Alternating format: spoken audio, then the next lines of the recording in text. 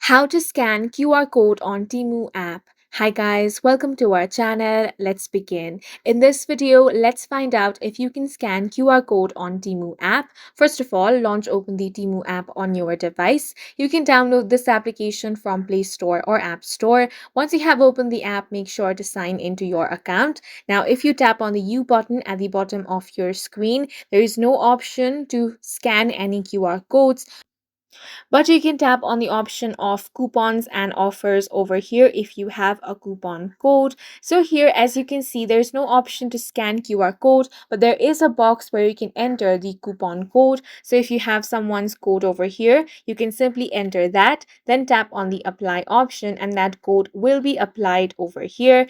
So now you know that there is no way to scan the QR code within the Temu app. However, you are able to redeem or apply the coupon or promotional codes in Temu app. And that's it for this video. If you found it helpful, please make sure to hit the like button and subscribe for more videos like this.